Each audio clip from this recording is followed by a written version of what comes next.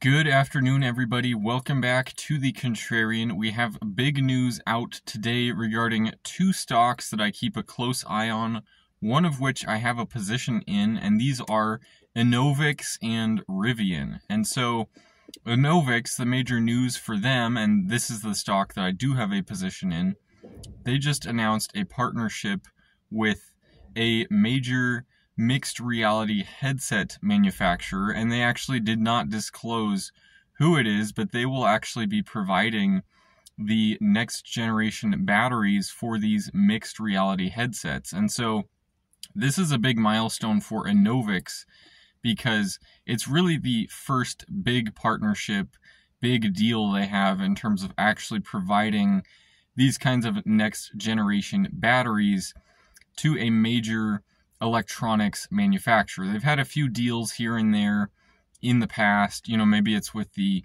defense contractors or the army or some, smaller type of contracts here and there. But for the most part, Enovix has just been a research and development company up until this point. Now, this does mark an important point for them because it will, mean that they're moving into the mass production stage with their next generation lithium ion battery architecture. And it's really interesting to think of all the potential applications for their batteries, once they do get their manufacturing up to scale. And so that's a big reason why the stock is up some 35% today.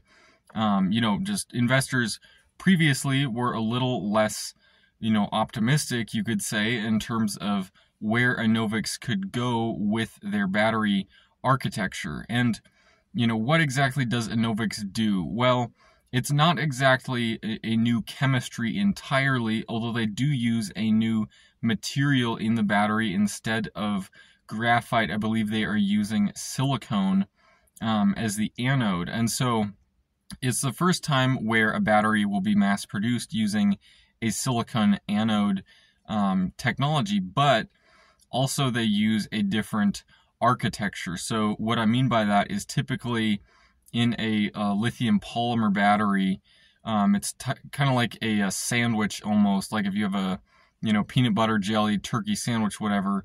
The layers of anode, cathode, electrolyte are layered as they would be if you think of a sandwich. They're layered that direction.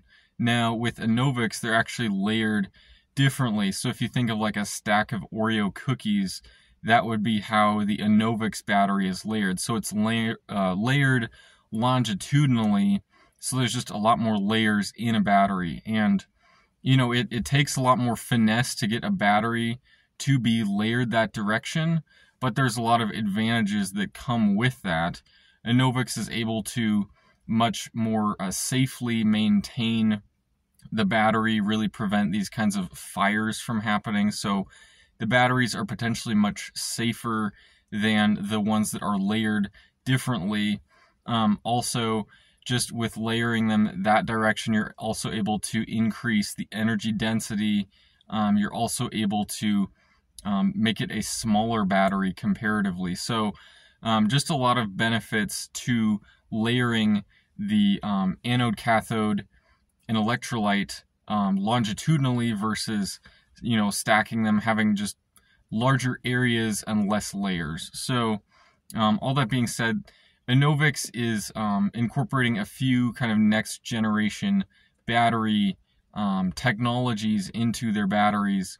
And, in the last year, I've had a position in Enovix for about a year now, and for the most part, it's kind of been a lot of waiting. There have been a few major milestones they have reached in the last year, and they now have mass production facilities in some major countries around the world. I believe Malaysia is the primary facility where they will be mass manufacturing these batteries. And so, it's just really interesting to see that they finally reached this milestone of providing next generation batteries for a major mixed reality headset manufacturer. So, that's Enovix, major news there.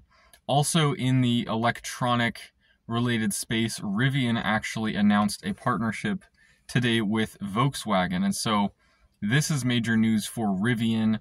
They've had some major just corrective action in the stock in the last 2 to 3 years. I mean, they're down some 90+% from the all-time highs that stock has been at. And so the valuation of NVIDIA has just been crushed. Overall, I think Wall Street has been skeptical that they would ever be profitable as a company just because they have been so unprofitable with their R1T pickup truck and the R1S SUV. These are both very luxury category vehicles, probably 80 plus grand for each vehicle. And, you know, while they are expensive, the reviews on Rivian have been very, positive so far. It seems like consumers are very happy with the overall build quality, what they're able to do with their vehicles. And so far, they haven't had any sort of major quality concern or other issues arise with their vehicles. So it appears like at least their plant in Illinois is, operating and producing high quality vehicles. Now, they had previously planned to actually be opening another plant down in Georgia, and they had a few months ago decided not to do that and actually just to focus on kind of retooling their plant in Illinois to also be able to produce these new vehicles they just released in the Illinois plant. And so they did save a lot of potential debt that they would have accrued if they had to reconstruct and build an entirely new plant in Georgia. Now, with the partnership with Volkswagen, this is big news because liquidity concerns had been a pressing issue for Rivian. Of course, being as in debt as they are, and it's not super profitable of a business. In fact, they have been losing money so far on every single vehicle they have sold. And so, just liquidity, having cash to continue business was pertinent, it was a valid concern that investors had. And so, this recent partnership with Volkswagen basically means that they will immediately get a $1 billion, access to liquidity from Volkswagen, and it could be up to $5 billion that they receive from Volkswagen. What's in it for Volkswagen? They basically are just expanding their empire a little bit, but it's interesting to think because Volkswagen also has EVs of their own. They have the ID3 and the ID4, some newer Volkswagen models coming out as well that are electric. And so I think a lot of what Rivian has to offer is just in the EV space because they are a pure EV startup. They never existed before manufacturing ICE vehicles. Volkswagen does this very well, manufacturing ICE vehicles and also luxury vehicles, especially in the European market. That's where they really dominate, is in Europe. But when it comes to electric vehicles, they're probably just a little less in tune with that overall market and could use the knowledge, the technology that Rivian is bringing to the table, and just are able to partner with Rivian in that way. So it is encouraging to see this partnership form between Rivian and Volkswagen, and also with Enovix. That's the stock that I do have a position in. I don't have a position in Rivian. Maybe I should have, in retrospect. But, it's interesting to just keep an eye on both of these companies and see where they are headed. With Enovix, it will be very interesting to see, who they're actually partnered with when that does come out. They did not release that. It's probably Meta or Apple, somebody like that. There's speculation out there who it is exactly, but I don't know.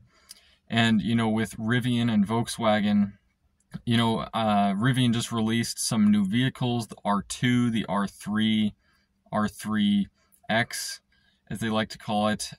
So, with launching these new vehicles, maybe they're able to kind of become a competitor to Tesla in a sense. I think that's probably where they're taking market share from, is from people who otherwise would have just bought some new Tesla, because it is very much so a luxury vehicle that Rivian is selling. But, very exciting to see what they're coming out with as well. If you liked this video, just consider giving it a thumbs up, subscribing to the channel. I hope to see all of you again at some point.